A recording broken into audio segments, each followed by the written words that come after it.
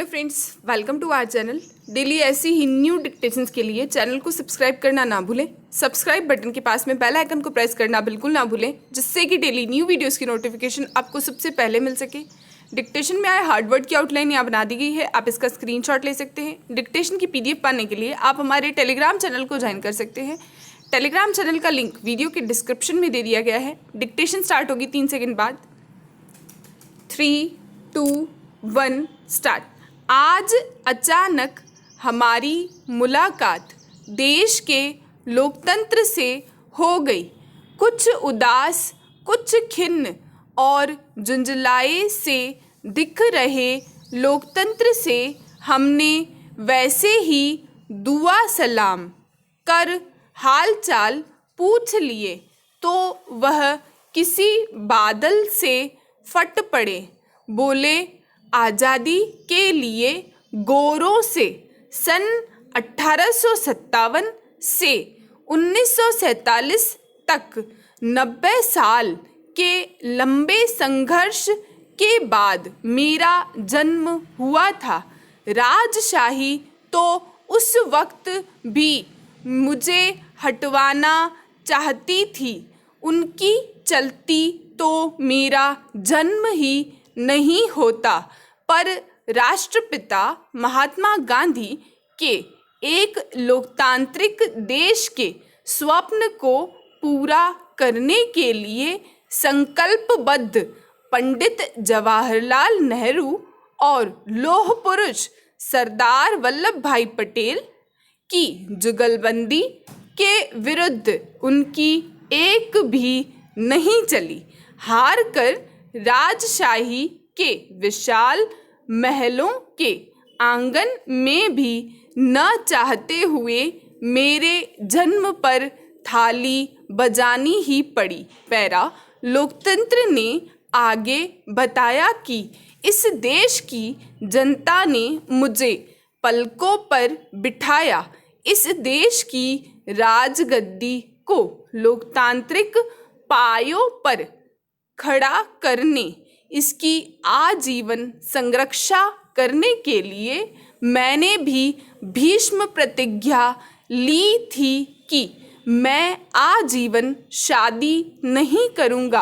अगर मैं शादी कर लेता तो मेरे पुत्र पुत्रियां राजगद्दी पर अपना हक जताने लगती और मैं भी आज मजबूर होकर उनकी स्वार्थ पूर्ति करता। पर धरती पर जनता रूपी 125 करोड़ देवी देवताओं ने मुझे देश हित में हर अच्छे बुरे अवसर के लिए दृढ़ता से उनके साथ खड़े रहने का और जब तक चाहूँ जीवन जीने का वरदान दिया हुआ है। मैं जब तक जिंदा रहूँगा कोई भी इस देश को नुकसान नहीं पहुँचा सकेगा। पैरा हमने पूछा कि आपकी छत्र छाया में यह देश सकुशल तो है। हम लोकतंत्र की घनी छांव तले विकास के नित नए सपने बुन रहे हैं। परमाणु शक्ति के साथ हमने कृषि, आधारभूत संरचना, विज्ञान, तकनीक, शिक्षा सहित हर क्षेत्र में तरक्की की है। विगत 73 सालों के सफ़र को याद करते हुए लोकतंत्र अब थोड़ा भावुक होते हुए बोला, हाँ ये सही तो है, पर जब कोई ये कहता है कि 70 सालों में देश में कुछ भी नहीं हुआ तो दिल टुकड़े टुकड़े होकर बिखर जाता है। तब मुझे लगता है कि क्या आज़ादी के बाद से अब तक मैं इस देश में भार बनकर खड़ा हुआ हूँ। इस दौरान मैंने एकल दलों के बहुमत और प्रचंड बहुमत का बल भी देखा और टुकड़े टुकड़े दलों का दलदल भी देखा।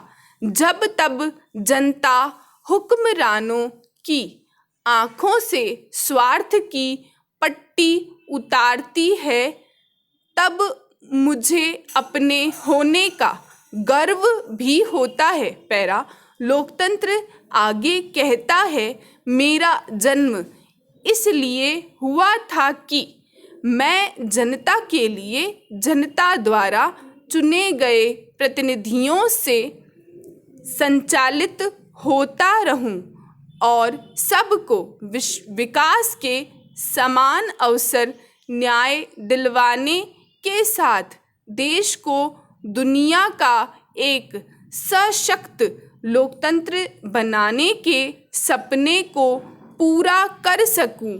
मुझे खुशी भी है कि इस दिशा में मेरा मस्तक दुनिया में ऊंचा हुआ है, पर दुख भी है कि मेरी इस अवधारणा के विपरीत कई बार मुझे कहीं जातिवाद तो कहीं परिवारवाद की भूल भुलैया में भटकने को मजबूर भी किया गया है।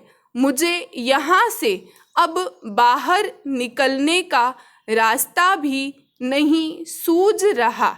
मुझे यह भी डर है कि कहीं सत्ता अहंकार का रसपान कर मुझे दरकिनार करने की मुहिम में न जुट जाए। पैरा हमने पूछा, इतना भी मत सोचो, ऐसा थोड़े ही है कि देश में लोकतंत्र तार तार होकर बिखर जाए। पैरा लोकतंत्र बोला, नहीं, मैं ऐसा नहीं कह रहा। आज भी देश में लोकतंत्र के पोषक मौजूद हैं। मेरा अस्तित्व को बनाए रखने के लिए लड़ने वालों की संख्या भी कम नहीं, पर ऐसा भी होता है कि जब तब उनकी इच्छा पूरी नहीं होती या उनके हितों पर कुठाराघात होता है, तब वो मेरी हत्या कभी दिन के उजाले में तो कभी रात के अंधेरे में करने से परहेज नहीं करते। लेकिन ये लोग नहीं जानते कि भीष्म पिता की तरह मुझे भी देश के 125 करोड़ लोगों ने इच्छा मृत्यु का वरदान दे रखा है। पैरा लोकतंत्र अब थोड़ी मजबूती के साथ बोला, मेरी मृत्यु तो मेरे चाहने पर ही होगी। वे मीडिया में चाहे जितने बयान दें कि लोकतंत्र की हत्या कर दी गई है, मुझे कोई फर्क नहीं पड़ता। स्टॉप डिक्टेशन समाप्त हुआ। फ्रेंड्स, अगर वीडियो पसंद आया तो प्लीज़ लाइक शेयर सब्सक्राइब करना ना भूलें। Thanks for watching.